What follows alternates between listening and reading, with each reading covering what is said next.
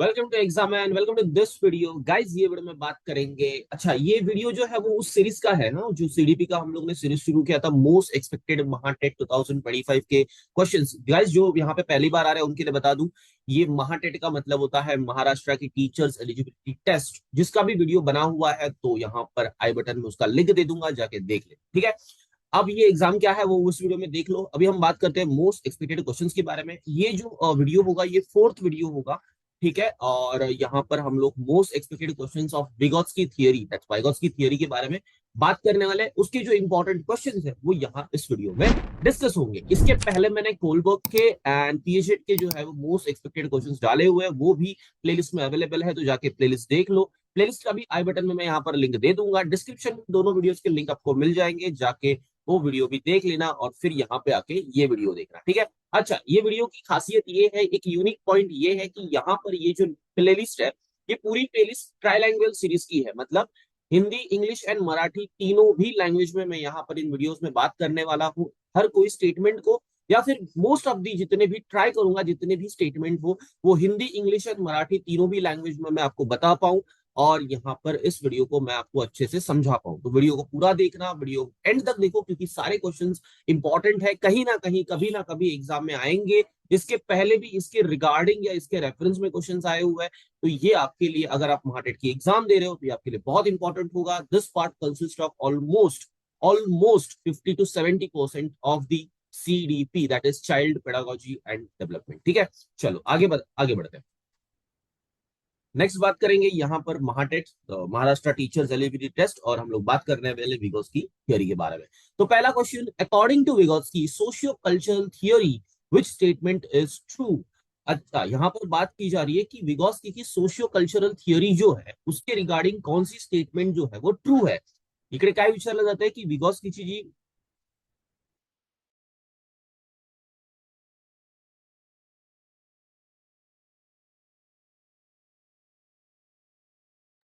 इकडे काय विचारलं जात आहे, विगॉस्कीची जी सामाजिक सांस्कृतिक सिद्धांतानुसार जी एखादी विधान दिलेलं आहे, ह्या चार विधानांमधून कोणतं विधान जे आहे ते खरं आहे, ट्रू आहे, त्याच्याबद्दल तुम्हाला इकडे क्वेश्चन विचारला गेलेला है। सो गाइज, हम लोग स्टेटमेंट को रीड करते हैं। First statement written as the culture and language play a crucial role in development. मतलब विगोस्की का ये कहना है कि भाई कल्चर और लैंग्वेज जो है ना वो बहुत बड़ा रोल प्ले करते हैं इन डेवलपमेंट। डेवलपमेंट किसकी? चाइल्ड की डेवलपमेंट।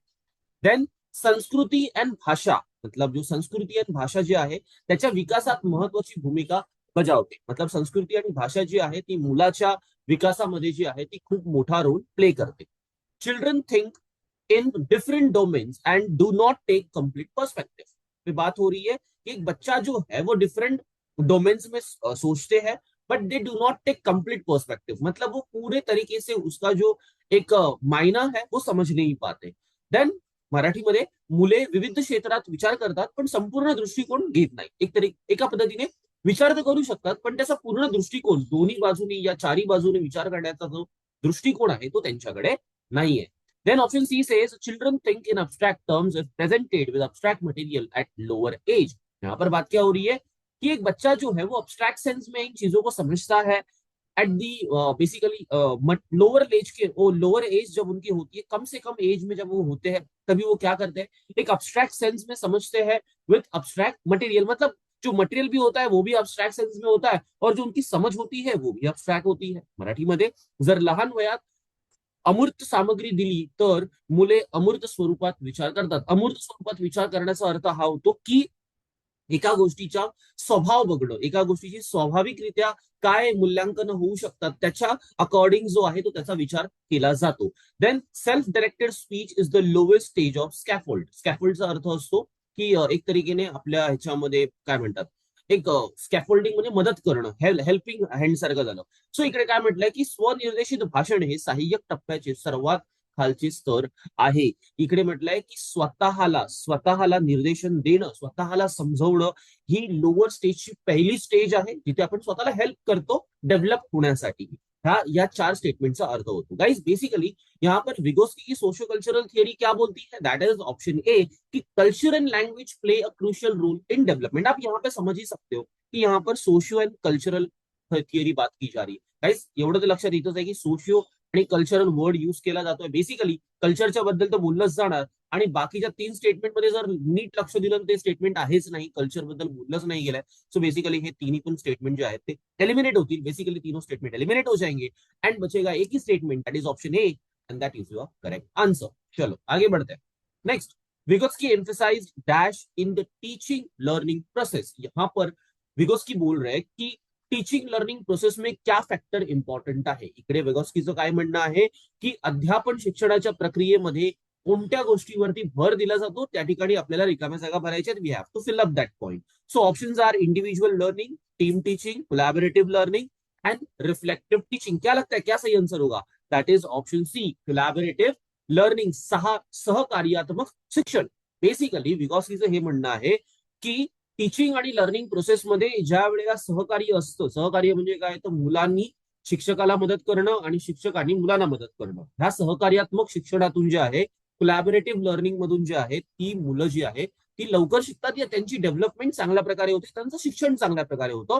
हा विगोत्स्कीचा इकडे पॉइंट ऑफ व्ह्यू आहे. यू कॅन रीड जे काही इकडे दिलं आहे गाईज, या ठिकाणी जे काही खाली एक्सप्लेनेशन दिलंय, तुम्ही व्हिडिओ पॉज करा आणि हे रीड करा. ठीक आहे, कारण एव्हरीथिंग आय कांट रीड, मी सगळ्या गोष्टी रीड नाही करू शकत बिकॉज व्हिडिओ खूप जास्त स्ट्रेच होईल आणि देन तुम्हाला व्हिडिओ बघण्यामध्ये जास्त वेळ जाईल, अभ्यास करायला वेळ नहीं मिलणार. You won't get an time to revise and all those things. So मैं ज्यादा से ज्यादा ट्राई करता हूँ कि आपको अच्छा कंटेंट, अच्छी चीजें, जेन्युइन चीजें मैं आपको एग्जाम के ओरिएंटेशन में कम से कम टाइम में ज्यादा से ज्यादा इंपॉर्टेंट और क्वालिटी मटेरियल आपको प्रोवाइड करूं. तो वो मेरा टारगेट है और इसीलिए मैं आपको हर चीज रीड करके नहीं बताऊंगा. आई विल टेल यू कि आपको क्वेश्चन को कैसे आंसर करना है, आई विल टेल यू कि क्वेश्चन क्या पूछ रहा है, आई विल टेल यू कि आंसर यू के क्यों आया. बट आपको ये समझना होगा कि एवरीथिंग कांट बी रेड, वो सब कुछ रीड नहीं हो सकता. यू हैव टू फोकस, आपको वीडियो को पॉज करना है, आपको रीड करना है. ठीक है, और आगे बढ़ने से पहले अगर वीडियो अच्छा लगा हो, मेरी टीचिंग टेक्निक अच्छी लगी हो तो लाइक कर देना, कमेंट कर देना.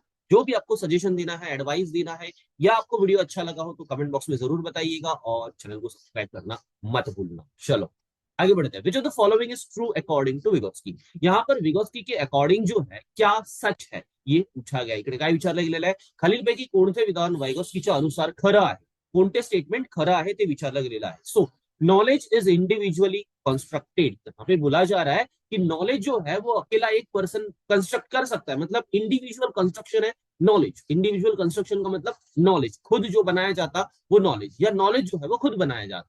देन यहाँ पर मराठीमध्ये सांगायचं झालं तर ज्ञान वैयक्तिकरित्या तयार होते. ज्ञान जे आहे ते वैयक्तिकरित्या तयार होते. म्हणजे इकडे इनडायरेक्टली हे म्हणायचं आहे की सामाजिक जी दृष्टिकोन आहे किंवा समाजामध्ये जाऊन तुम्ही जे करता त्याचा काही अर्थच नाहीये. तुम्ही एकटेच तिकडे जे आहेत ते इनफ आहात आणि त्याच्यातूनच तुम्हाला शिक्षण मिळतं, नॉलेज मिळतं. ठीक है, नाउ गाइस ध्यान रखिएगा, नॉलेज, एंड मैंने यहाँ पर बोल दिया कि knowledge and education but both are the different terms. Knowledge is basically what you know and education is basically how to use that knowledge. तो दैट इज द एजुकेशन. ठीक है, तो नॉलेज और एजुकेशन में बेसिकली डिफरेंस बहुत ज्यादा होता है, प्रिसाइजली सही, बट टू एक्सप्लेन मैंने वो एजुकेशन वर्ड यहाँ पर यूज किया हुआ है.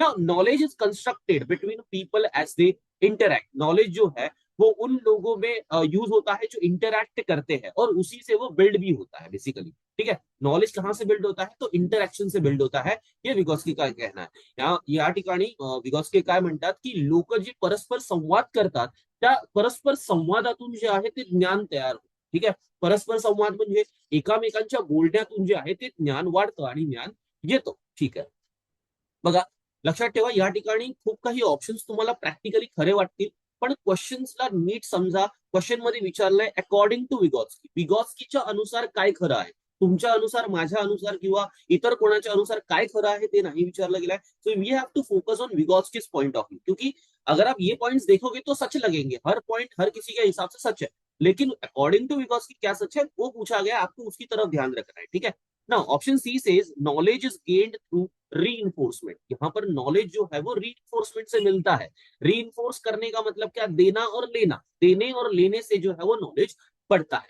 अब यहाँ पर मराठी में बात करूं तो क्या बोला गया है, बळकटीकरण द्वारे. बळकटीकरण म्हणजे काय, तर एकामेकांना देवाणघेवाण करतो ना आपण, देतो आणि घेतो, त्याच्याने बळकट होतं, नॉलेज जे आहे ते वाढत जातं आणि त्याच्या अनुसारच जे आहे ते ज्ञान प्राप्त होते. सो बेसिकली नॉलेज जे आहे ते इंटरॅक्शन मधून जे आहे ते देवाणघेवाण होते, देवाणघेवाण झाली की त्यांचं बळकटीकरण होतं आणि त्याच्यामुळे ते वाढतं. Then knowledge is gained in passive manner. Knowledge जे आहे ते निष्क्रिय पद्धतीने मिळते. निष्क्रिय पद्धत म्हणजे क्रिया कमी आणि जास्तीत जास्त माइट बी अभ्यास असेल, माइट बी इतर गोष्टी असेल, पण क्रिया कमी असणार त्या ठिकाणी. आणि त्याच्यामधून जे आहे ते नॉलेज गेन होतं. नॉलेज जो है वो पैसिव मैनर में, मतलब कुछ ना किए बिना भी जो है वो मिल जाता है. तो गाइस बेसिकली आंसर क्या होना चाहिए? Answer is B, that is what, कि knowledge is constructed between people as they interact. यहाँ पर बात क्या हो रही है? विगोस्की की बात हो रही है. विगोस्की ही जाने जाते हैं, विगोस्की जाने जाते हैं सोशियो कल्चरल थियोरी के लिए. सोशियो कल्चरल थियोरी क्या है? इट इज बेसिकली सोशलिज्म के रिगार्डिंग है, सोसाइटी के रिगार्डिंग है, कल्चरल पार्ट्स के रिगार्डिंग है. कल्चर से आप सीखते हो, सोशलिज्म से आप सीखते हो. तो इसका मतलब अगर सोशलिज्म आता है तो बेसिकली इंटरेक्शन तो आना ही है. बाकी की चीजें जो है वो देखोगे तो इंडिविजुअल है. एक ही ऑप्शन सी जो है वो आपको कंफ्यूज कर सकता है, बट यहाँ पर ध्यान रखना होगा कि यहाँ पर जो है वो इंटरक्शन के द्वारा, इंटरक्शन के ऊपर विगोस्की का बहुत ज्यादा फोकस है. तो आपको भी है जो है वो इंटरक्शन के ऊपर फोकस रखना है. चलो आगे बढ़ते हैं.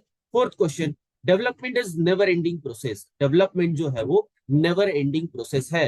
डेव्हलपमेंट जे आहे ते कधीही न संपणारी प्रक्रिया आहे. डेव्हलपमेंट जे आहे, विकास जो आहे तो कधीही न संपणारी एक प्रोसेस आहे ना. This is associated with what, म्हणजे याचा संबंध कशाशी येतो? इसका जो रिलेशन है से आता है, कौन से स्टेटमेंट से आता है? जो नीचे दिए गए हैं ना. Read the statement. Option A says shows that children are stupid and thus need guidance of adults. यहाँ पर क्या बोला गया है कि children are what? Stupid. Children क्या है? पागल है. और वहां से उनको क्या लगता है? उनको गाइडेंस लगता है एडल्ट्स के थ्रू. अगर उनको गाइडेंस ना मिले तो उनको सीखने नहीं मिलेगा, ऐसा यहाँ पे कहा गया. बेसिकली अगर मैं बात करूं तो ये ऑप्शन तो है थोड़ा सा ऑकवर्ड लग रहा है. देन बात करेंगे बी ऑप्शन के बारे में. Illustrate that children are egocentric.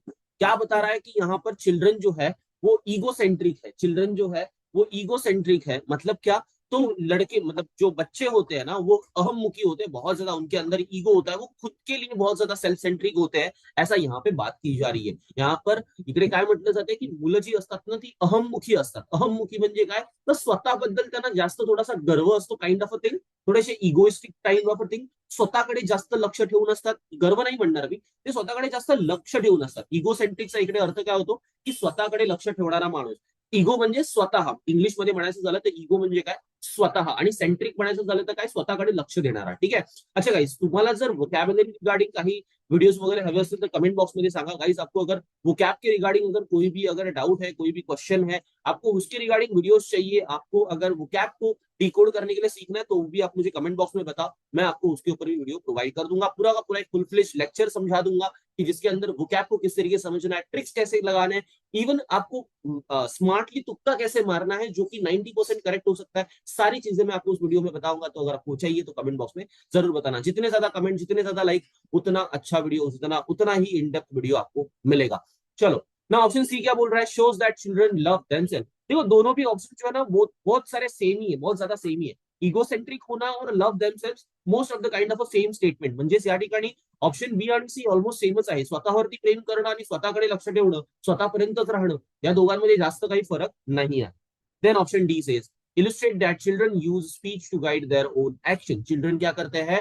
खुद की एक्शन जो है वो उनकी स्पीच से गाइड करते हैं. उनके बोलने से जो है उनकी एक्शन गाइड होती है. हम कभी कभी बोलते हैं ना कि हम जैसा बोलते हैं हम वैसे ही करते हैं. तो वही ये बात है कि चिल्ड्रन जो होते हैं, बच्चे जो होते हैं, वो खुद की एक्शन्स को जो है उसकी स्पीच के द्वारा जो है वो गाइड करते हैं. या ठिकाणी काय म्हणायचं आहे की मुलं जी असतात ना ती स्वतःच्या कृतीनं मार्गदर्शन करण्यासाठी स्वतःच्या भाषेचा वापर करतात. स्वतः जे बोलतात, स्वतःची जी भाषा आहे त्याच्या अकॉर्डिंग त्यांची कृती आहे. तर गाईज या ठिकाणी तुमचं राईट आंसर काय होईल? What is your correct answer? Option B, option D is your correct answer. क्योंकि ये तीनों भी ऊपर के तीनों भी ऑप्शन है, ए बी एंड सी, ये तीनों भी ऑप्शन जो है ना वो नॉनसेंस ऑप्शन है. फर्स्ट ऑफ ऑल यहाँ पर क्या बोला है? Children are stupid. देखो ये तो कॉमन सेंस है गाइस. कोई भी पर्सन, इतना बड़ा पर्सन कभी किसी को नेगेटिवली क्रिटिसाइज नहीं करेगा इनडायरेक्टली या डायरेक्ट वे में. तो ऑप्शन ए तो वैसे भी नॉनसेंस हो गया. ठीक है. बी की बात करूं और सी की बात करूं, दोनों भी सेम है, दोनों का मीनिंग सेम है, बस वर्ड चेंज कर दिए. तो दोनों को भी एलिमिनेट करो क्योंकि दोनों ऑप्शन आंसर हो नहीं सकते. तो दोनों को भी एलिमिनेट करो, बचेगा क्या? Option D. That's your correct answer. ठीक है. तो करेक्ट आंसर निकालने के लिए हमेशा ही नॉलेज होना जरूरी नहीं है. Sometimes common sense works better than knowledge. ठीक है. चलो now fifth one, according to Vygotsky child language and thought develop dash. मतलब यहाँ पर चाइल्ड की जो नॉलेज और लैंग्वेज है, जो चाइल्ड लैंग्वेज जो होती है एंड थॉट जो होते हैं, थॉट मैंने नॉलेज बोल दिया, थॉट मतलब सोच जो है वो कैसे डेव्हलप होती है. या ठिकाणी काय विचारलंय की मुलांची भाषा आणि विचार कशा प्रकारे विकसित होतात त्याच्याबद्दल तुम्हाला सांगायचं, तो रिकामी जागा तिकडे भरायची, फिलअप वहां पे भरना है. ठीक है. अब यहाँ पर आपका करेक्ट आंसर क्या होना चाहिए. ऑप्शन ए बोल रहा है independently of each other, then merge, एकमेकांपासून स्वतंत्रपणे विकसित होतात, नंतर एकत्र येतात. म्हणजेच काय म्हणायचं झालं कि हर किसी को यहाँ पे क्या अकेले अकेले पहले नॉलेज मिलता है, देन वो एक साथ आते हैं और वो मर्ज हो जाता है. ठीक है. तो यहाँ पर क्या पूछा गया है, यहाँ पे वही पूछ रहे हैं ना कि कौन से पार्ट विकसित हो रहा है, जैसे पूछा जा रहा है. तो ऑप्शन ए वो बोल रहा है. चलो ऑप्शन बी क्या बोल रहा है, इंडिपेंडेंटली ऑफ ईच अदर, मतलब अकेले अकेले हो जाता है. ठीक है. Then universally across the culture, universally across the culture म्हणजे काय, संस्कृतीमध्ये सर्वत्र एक समानपणे विकसित होतात. यहाँ पर हर जगह हर कल्चरल फैक्टर्स जो है वो एक साथ एक ही तरीके से यूनिवर्सल तरीके से जो है वो यहाँ पर जो है वो डेवलप हो रहा है, ऐसा यहाँ पे कहना है ऑप्शन सी का. देन ऑप्शन डी बोल रहा है टुगेदर एज चाइल्ड ग्रोज, मुलाच्या वाढीसह एकत्रित एकत्र विकसित होतात. म्हणजेच काय कि जैसे जैसे बच्चे की ग्रोथ होती जाती है वैसे वैसे वो जो लैंग्वेज और थॉट है वो डेवलप होते जाते हैं. तो करेक्ट आंसर क्या होना चाहिए, basically option A is your correct answer. Option B, C and D eliminate हो जाएगा. ऐसा क्यों हो रहा है, अगेन वही पॉइंट, यहाँ पे बात क्या हो रही है, सोशलिटी के बारे में, सोशल होने के बारे में, सोशियो कल्चरल थियोरी है. तो उसके ऊपर क्या होगा, मर्ज ही तो होगा ना, क्योंकि जब तक मर्ज नहीं होगा तब तक सोशलिज्म नहीं होगा, जब तक इंटरेक्शन नहीं करेगा तब तक मर्ज नहीं होगा, और जब तक मर्ज नहीं होगा सोशियो कल्चरल थियोरी कहां से आएगी. Basically option A is your correct answer. चलो तीनों को भी एलिमिनेट कर देता हूं. ठीक है, बढ़ता हूं. Next question number 6. Which of the following is incorrect about the implication of Vygotsky theory of socio culture. यहां पर जो ऐसा स्टेटमेंट निकालना है जो कि गलत है अबाउट द इम्प्लीकेशंस. इम्प्लीकेशंस मतलब क्या, तो इफेक्ट आने वाले हैं, जो जो आफ्टर इफेक्ट होते हैं विगोत्स्की सोशियो कल्चरल थियरी के, उन आफ्टर इफेक्ट्स के बारे में कौन सा स्टेटमेंट गलत है, ये पूछा गया है. ध्यान रखिएगा यहाँ पर सोशियो कल्चरल थियरी का हमें नेगेटिव पॉइंट बताना है. क्या बताना है, नेगेटिव पॉइंट बताना है. एक तो गलत होना चाहिए, नेगेटिव मतलब गलत होना चाहिए, या फिर वो उससे मैच नहीं करना चाहिए, जो कि विगोत्स्की सोशियो कल्चरल थियरी में नहीं होगा. इसके लिए आपको विगोत्स्की की सोशल और कल्चरल थियरी जो है वो अच्छे से पढ़नी चाहिए. और अगर इसके बारे में भी अगर आपको वीडियो चाहिए, जो कि मैंने 3 थियरीज के आपको क्वेश्चंस दिए हैं, अगर उन तीनों थियरी के आपको जो अगर लेक्चर चाहिए होंगे तो वो भी कमेंट बॉक्स में बता दो, मैं वो भी आपको प्रोवाइड कर दूंगा ना. यहाँ पे ऑप्शन ए क्या बोल रहा है जरा रीड करते हैं. Promotes learning context in which students play lively role in learning. यहाँ पे बोल रहे हैं कि बच्चे लोग जो होते हैं, जो स्टूडेंट्स जो होते हैं ना, वो बड़ी ही एक एक्टिव रोल प्ले करते हैं, एक अपनी इंपॉर्टेंट जो प्ले रोल होता है उनका वो प्ले करते हैं, वो वहां पे बहुत ज्यादा एक्टिव होते हैं.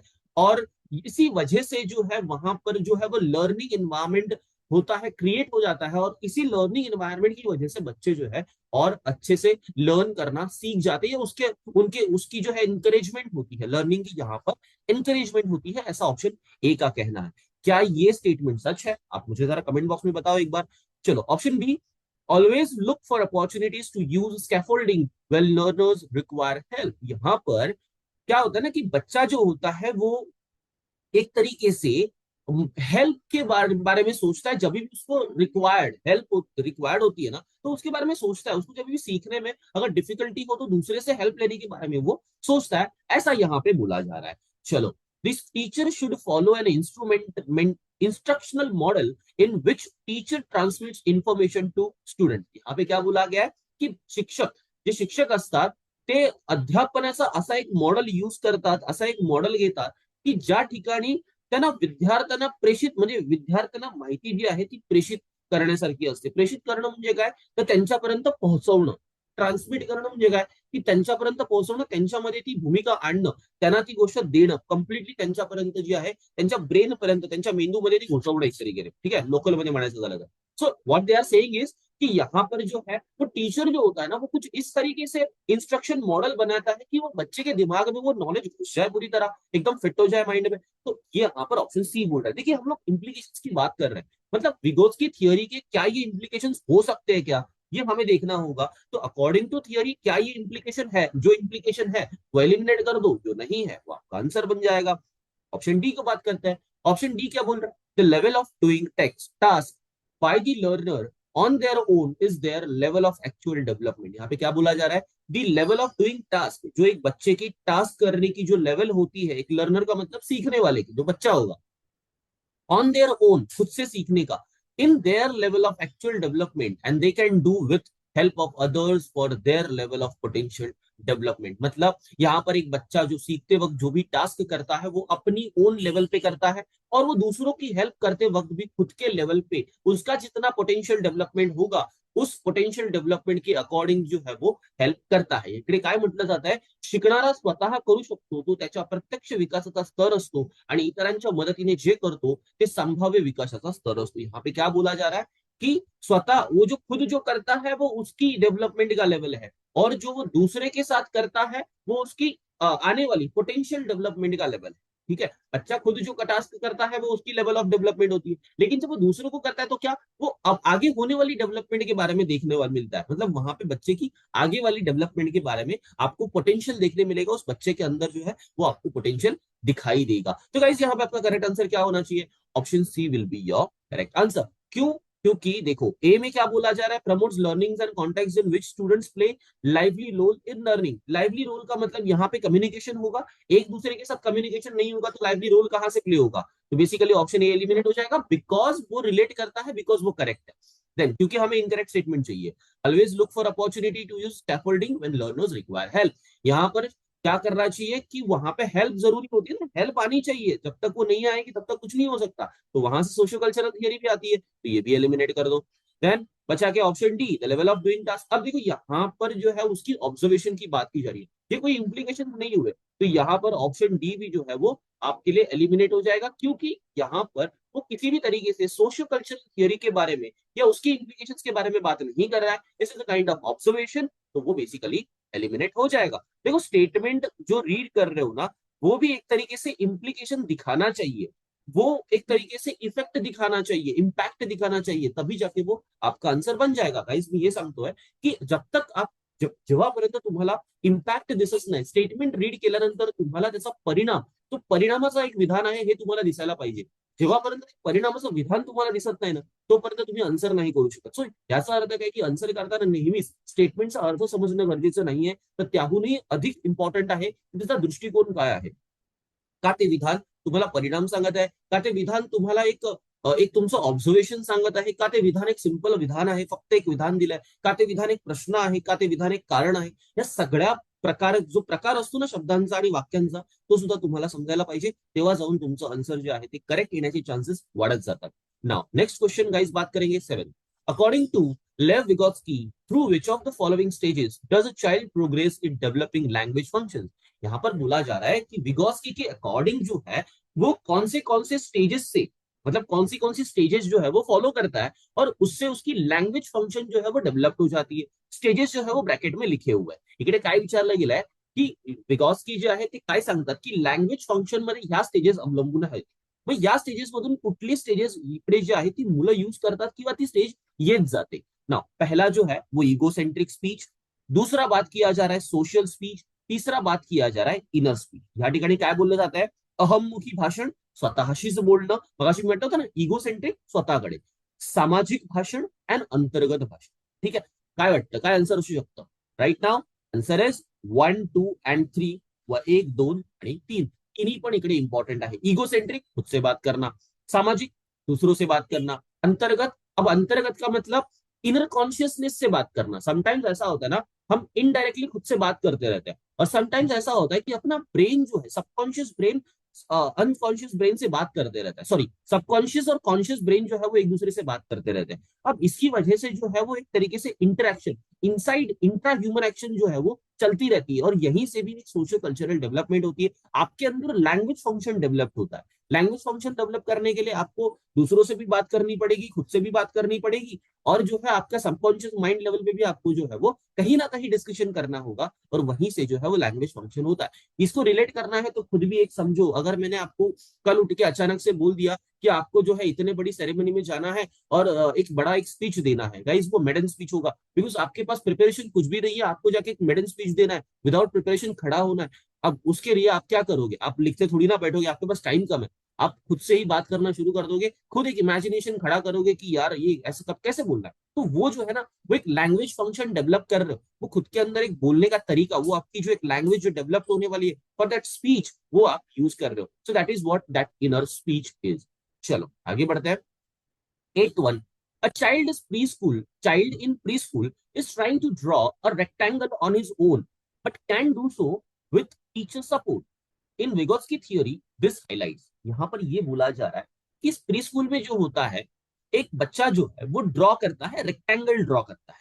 अब वो रेक्टेंगल ड्रॉ करने के लिए वो खुद भी कर सकता है, ठीक है, बट वो कभी कभी वो चीज जो है वो टीचर की हेल्प से भी कर सकता है। अब यहाँ से विगोत्स्की थियरी क्या हायलाइट करती है, क्या बताती है, या ठिकाणी काय विचारलं जात आहे, प्रीस्कूल मध्ये एक मुलगा जो आहे, एक लहान मूल जे आहे ते स्वतःहून आयत काढण्याचा प्रयत्न करू शकतो, स्वतः काढूही शकते, पण त्या ठिकाणी कधी कधी त्याला टीचरची हेल्प घ्यावी लागते, टीचरची मदत घ्यावी लागते, शिक्षकांची मदत घ्यावी लागते। मग ह्या गोष्टीवरून, हा ज्या इन्सिडेंटवरून विगॉस्कीचा सिद्धांत तुम्हाला काय अधोरेखित करत आहे, काय तुम्हाला सांगत आहे, काय तुम्हाला दाखवत आहे, त्याचं तुम्हाला उत्तर द्यायचं आहे। ऑप्शन ए बोल रहा है जोन ऑफ प्रॉक्सिमल डेवलपमेंट। क्या बोल रहा है? जोन ऑफ प्रॉक्सिमल डेवलपमेंट, समीपस्थ विकास क्षेत्र, मतलब हो सकती है ये डेवलपमेंट का एक स्टेज है। प्रॉक्सिमल का मतलब क्या? इट्स प्रॉक्सिमिटी, हो सकता है, इतना तो हो ही सकता है, प्रॉक्सिमिटी है ये, देखो ये पॉसिबिलिटी नहीं है, ये प्रॉक्सिमिटी है। It means there is some kind of certainty, कुछ ना कुछ सर्टनिटी है जिसकी डेवलपमेंट की पोटेंशियल दिखाई देती है। देन रीइंफोर्समेंट, बळकटीकरण, देना और लेना, और उससे जो है एक तरीके से पावर जनरेट करना, एक तरीके से स्ट्रॉंगनेस जनरेट करना, म्हणजेच काय, देवाणघेवाणाने बळ बळकटीकरण करणं। एखाद्या गोष्टीला बळकट कधी केलं जातं? जेव्हा तुम्ही ती गोष्ट रिवाइज करता, पुन्हा पुन्हा करता, रिवाइज करता, घेता देता घेता देता, तेव्हा ती बळकट होत जाते। एक रिलेशन कसं बळकट होतं? जेव्हा तुम्ही एकाशी देवाणघेवाण करता, गोष्टी सहकार्य होतं, त्या ठिकाणी बळकटीकरण येतं। दॅट इज व्हॉट, की बळकटीकरण म्हणजे काय दाखवलं जात आहे, त्या सिच्युएशन मधून काय दाखवलं जात आहे। देन मॅच्युरेशन, परिपक्वता। अच्छा गाईज, परिपक्वता असती तर मुलांनी हेल्प मागितली असती का? शक्यता कमी आहे। ऑप्शन डी बोल रहा है सिंबॉलिज्म, दैट इज प्रतीकवाद। प्रतीकवाद म्हणजे काय? कि symbolism, symbolism in the sense what, क्या बोलूं मैं आपको, कि एक तरीके से सिंबलिज्म दिखाना, एक तरीके से खुद की क्वालिटी को दिखाना माइट बी, या खुद से कुछ ना कुछ एक सिंबल क्रिएट करना, काहीतरी प्रतीक प्रतीक करण्यामध्ये, काहीतरी प्रतीक दाखवण्यामध्ये या ठिकाणी जे आहे ते फोकस केलं जात आहे, किंवा विगॉस्की त्या ठिकाणी फोकस करत आहे। बेसिकली आपका आंसर क्या होना चाहिए? It's a zone of proximal development. अभी देखो ना, आप अगर एक टीचर हो, एक बच्चे को सिखा रहे हो, वो बच्चा कुछ कर नहीं पा रहा है, वो हमेशा कर लेता है, ट्राई कर लेता है, बट कभी कभी आपके पास चला आता है। आप क्या समझोगे? आप ये समझोगे इस बच्चे में ये डेवलपमेंट होने के चांसेस है, क्योंकि ये ट्राई कर रहा है, ये मेरे पास सीखने आता है, मतलब इसके अंदर जो है वो प्रॉक्सिमल डेवलपमेंट का एक जोन क्रिएट हो रहा है, जिससे कि वहां पर उसकी डेवलपमेंट की पॉसिबिलिटी सर्टनिटी के साथ बढ़ जाती है। चलो आगे बढ़ते हैं। नाव, अच्छा या ठिकाणी तुम्हाला एझर्शन अँड रिझनिंग दिलेलं आहे। विधान आणि कारण, विधान आणि कारण, काय इकडे कारण जे आहे ते वरती आहे, थोडं लक्ष ठेवा ना। इस जगह पर एक स्टेटमेंट और रीजन दिया गया है, मतलब एक एजर्शन और रीजन दिया गया है। इन क्वेश्चन को आंसर करने का सबसे बेस्ट तरीका ये होता है कि फर्स्ट ऑफ ऑल आपका जो एजर्शन है वो ट्रू या फॉल्स है वो देख लो, ठीक है, फिर मैं आपको सॉल्व करने का तरीका बता रहा हूं, और एक रीजनिंग होता है, एक रीजन दिया होता है, क्या वो ट्रू है या फॉल्स वो देख लो। मतलब पहले तो ये दोनों देखना होता है। अब आपने ट्रू एंड फॉल्स देख लिया, अब उसके बाद आप डिसाइड करो क्या ये दोनों भी जो है वो एक दूसरे से रिलेट करते हैं। ये देखने के बाद आप देखो क्या ये as a statement and as a reason होते हैं क्या। अब ये देखने के लिए आपको क्या देखना पड़ेगा कि क्या ये एक दूसरे के कॉज ऑफ इफेक्ट है क्या, मतलब एक कॉज और दूसरा इफेक्ट है क्या, ठीक है।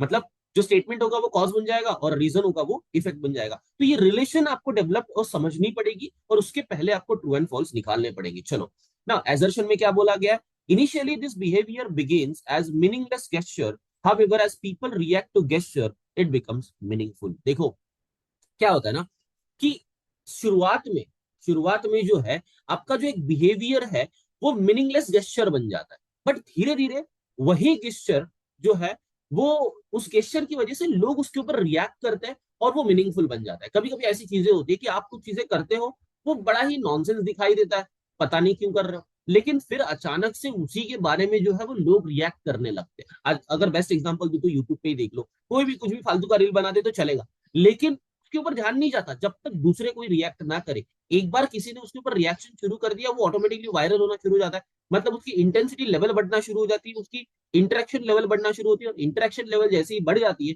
वैसे उसको एक मतलब मीनिंग आ जाता है, एक मतलब बन जाता है उसके रिगार्डिंग, एक कुछ ना कुछ रिझनिंग बन जाएगी। गाइस या ठिकाणी मी हे सांगत आहे की कधी कधी काही गोष्टी ज्या असतात त्या अर्थहीन असतात, त्याला अर्थच नसतो, पण अचानकपणे कोणीतरी त्याला काही ना काही जे आहे ते रिस्पॉन्स देतं, आणि त्याच्यातून जे आहे त्याला डेव्हलपमेंट येत जाते, त्या गोष्टीची अजून एक जी आहे ती अर्थ बनत जातो, अर्थ वाढत जातो, आणि तेच इकडे म्हटलेलं आहे.